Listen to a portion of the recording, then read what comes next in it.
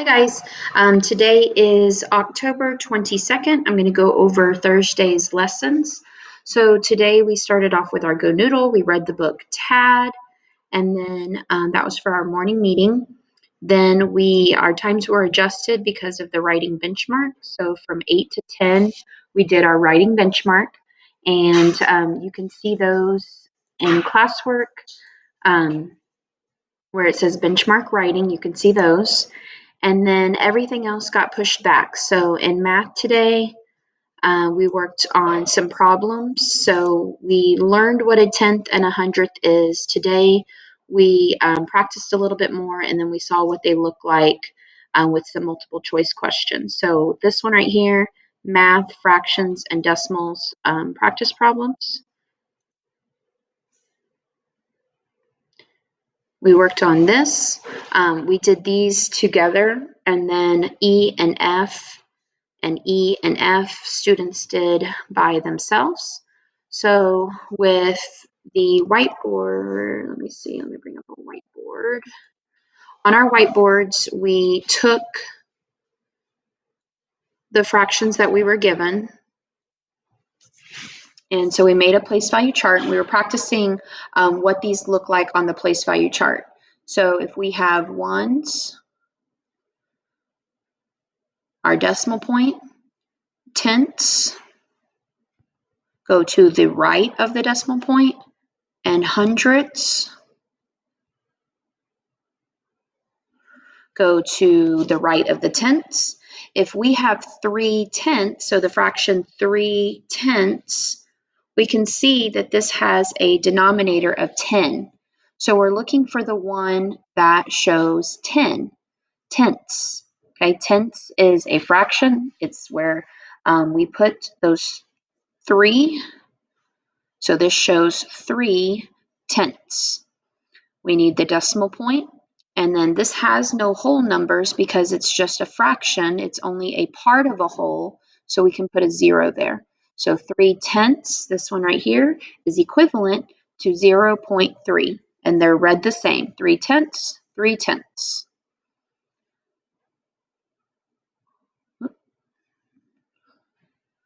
If we have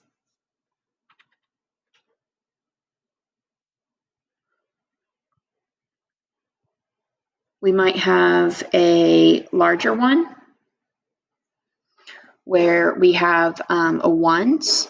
So if we have something in the ones, it might look like this, which I don't think, do we have any of those? We didn't have any on this one, but just to review, if we had, let's say 5 and 8/10,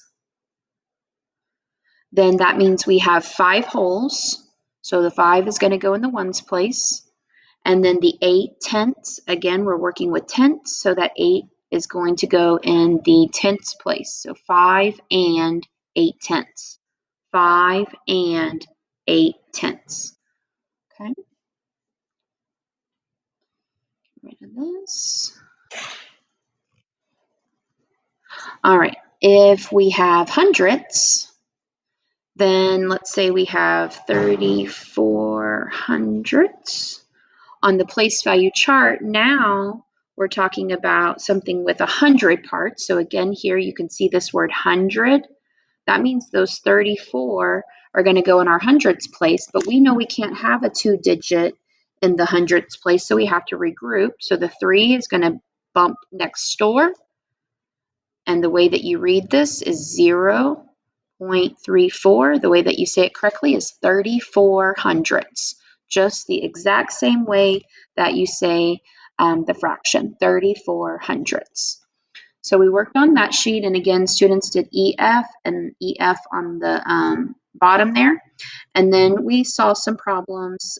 This is how they look in multiple choice. So we did the first few together, and then students worked with partners to work on the remaining. So this one says 1 and 1/10. So the 1, once you have a fraction, you need to immediately connect it to what you see with the model. So here, this 1 means that we've got 1 whole. This 1/10 means that we've got 1 part out of 10. So this is 1 and 1/10. So the decimal that matches it is here.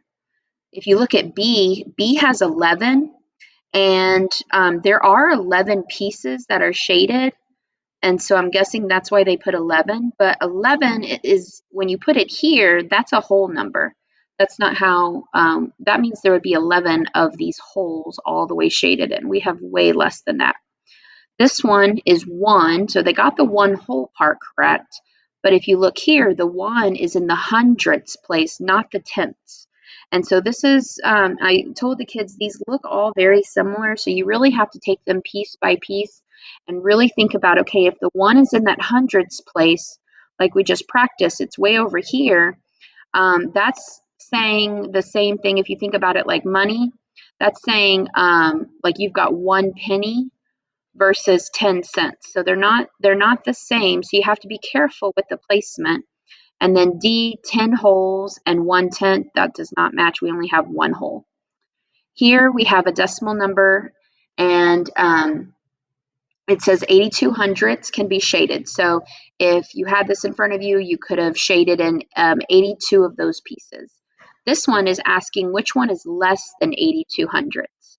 So this was the one that we found that was less than 82. This one was exactly 82. So exactly, if you have 82 hundredths, that's not less than. So we had to be careful with the words here. This one is 90, that's more. This one was 89, that was more. So these that had more parts, we took out, and we were left with this one. And remember, you do not have to count 1, 2, 3. If you go all the way down, that's 10. So we were counting by tens, and then when we get to these, then we were counting by ones. So 10, 20, 30, 40, 50, 61. So 61 is a lot less than 82. On this next one, we did this one together. Let's scoot this over. This one, it says the model is shaded, the model below is shaded to represent the part of 2 cakes eaten at a pizza, or at a party, sorry. So here's 1 hole. So we wrote 1 hole. And then this one has 4 and 3, so that's 7. So 1 and 7/10. So we found our fraction that matched. We noticed that there was a 1 and 7/10 here as well. But if you look at the 2, you have to be careful. You have to check when you have this and this. You have to make sure that both match. You can't just say, oh, it's 1 and 7/10. Let me circle J, without noticing, oh, hey, there's another 1 and 7/10. Let me see what's different with the second part. So here, the 7 is in the tenths place. Here, the 7 is in the hundredths place. We know it can't be J because if you look here, there's nothing in the hundreds. All of these have 10 parts, so we're talking about tenths. We're not talking about hundreds. All right, so the students, there's some more. Again, they did the rest, the remaining with a partner, and then got those turned in. And then for, let me hop over to Seesaw for reading. So for reading today, we continued talking about text structure, and we talked about problem and solution today. So let me open up my draft.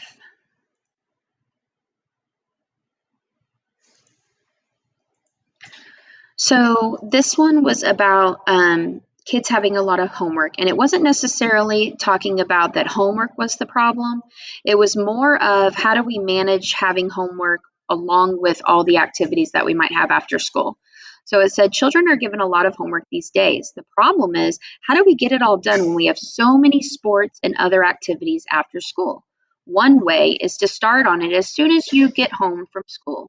Another idea is to get half of it done right away and complete the other half after your activities. What other ideas do you have? So here it told us exactly what the problem was, and then it gave us some solutions. So problem, what's wrong, and then solution, how are we going to fix it? So we went to our organizer today on page 5, and we labeled it problem, and we labeled this one solution. And then it says problem and solution identifies a problem and then a solution to the problem. So some of those keywords, problem, issue, cause, since, consequently, therefore, as a result, because of, leads to, due to, solve, so, and then.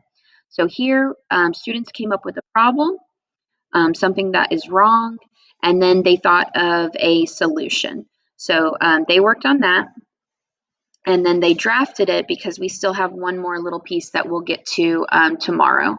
So they hit draft on that.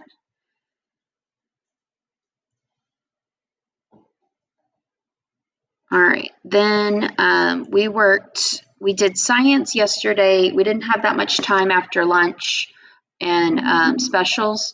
So when we came back, we had done science yesterday, so we spent our time on social studies today. So if you go to social studies, week 10, there is a Wednesday from yesterday.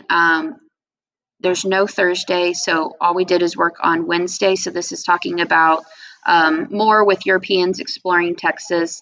And so the article was one that we had read all the way through yesterday. And so we were talking about, according to the map, who traveled across the Texas panhandle. One of Coronado's men was the first European to see so what did he see? And then what large river in Texas did he cross on his travels? And so they can go to the article and listen to that again or read it through. And like I said, this is the one that we read through yesterday. So they just went back to it in reference. And then this one, Escaping Starvation in the Village of Misfortune, we'll do that tomorrow, and then we'll get that turned in. And the other thing that we did, we had a little bit extra time after social studies, so students worked on this Edpuzzle just as a decimal review. And so they were asked to wrap that up and finish this and get this turned in. And so let me double check. Oh, the other thing on here, if students are needing some extra practice with decimals, I added some videos here. The Edpuzzle is another video with me teaching with decimals. So these are not me, these are other people, but they're great. The decimal song's real fun. And so you can watch those to help you review for decimals. And then these three things, these assignments need to be done. Social studies will wrap up tomorrow. Edpuzzle was today, and then the science will work on tomorrow. And I think that's it for Google Classroom. And then on Seesaw, let me look at what's going on Seesaw. So on Seesaw, Weather, Erosion, and Deposition comic, this just uploaded here. I had it scheduled. So we'll work on this. We'll work on this tomorrow. That'll be where they upload their comic. Tomorrow we're going to talk more about decimals and money, making those connections. This is something that should be completed, fractions and decimals. We did that yesterday. This we did either, I think, maybe Tuesday or Monday, so this should definitely be done.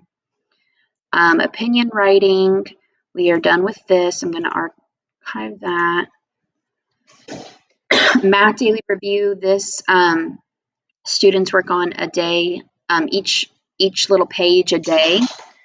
Erosion speaking activity, this was done. This should be turned in. Whole group fast focus, we will finish tomorrow. We've been drafting that. This one we will finish tomorrow.